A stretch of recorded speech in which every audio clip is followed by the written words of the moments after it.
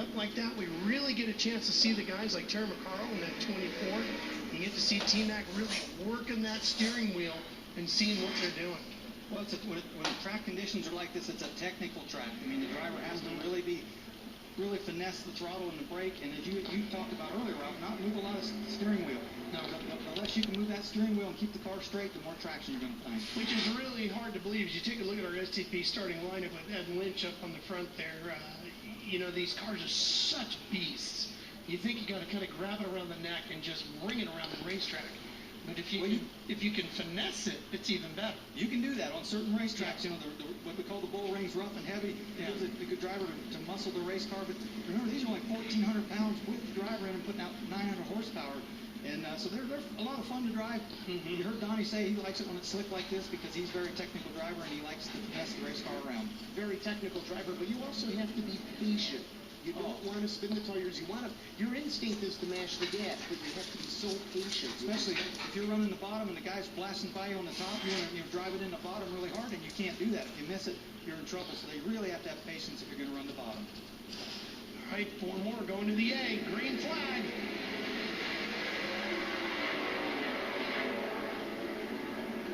Great jump by Jason Johnson up top in the white 41, and Ed Lynch coming after him in the 2L. One of the few outside starters to get the jump on the start. Stevie Smith in the black 19.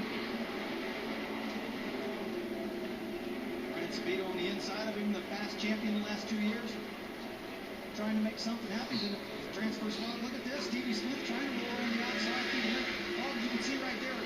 See the loss of traction right into the wheel spin. Lynch gets back on.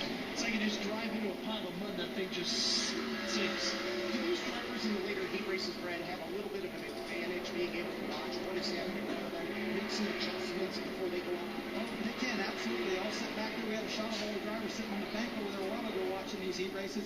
And they can. You can make changes right up to the time you push off.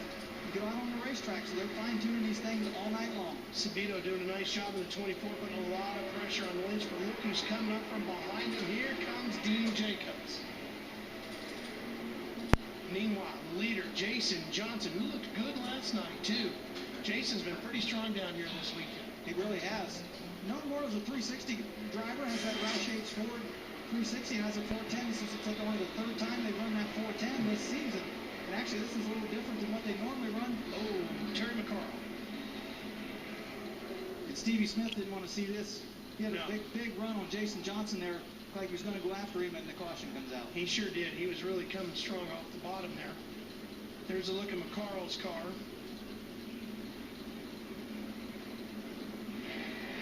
Terry's one of those owner drivers who does a tremendous job in marketing himself.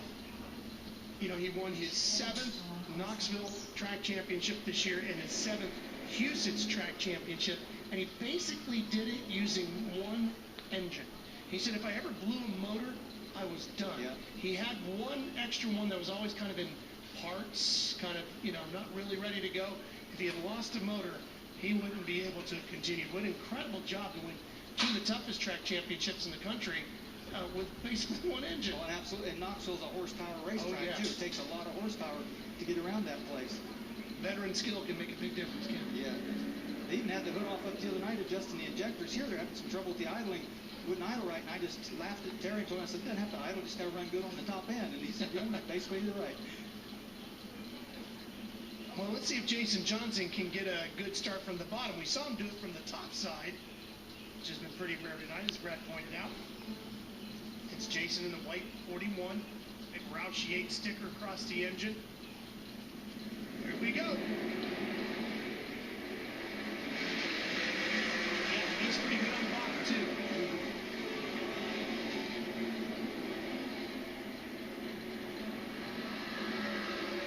Jack Roush, Doug Yates, giving Jason a bunch of power to work with tonight. Oh, and usable power, Brad, because they're getting it to the ground. That's the big thing, too, right? Yep, Brian Speedo slid out there, let Dean Jacobs go by for the transfer spot.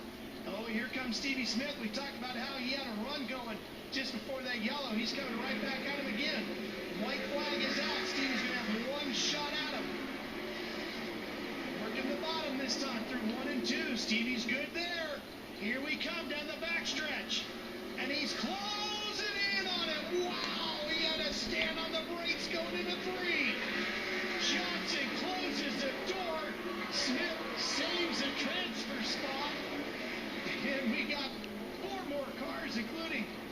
Lynch Jr. and Dean Jacobs set up for the main tonight.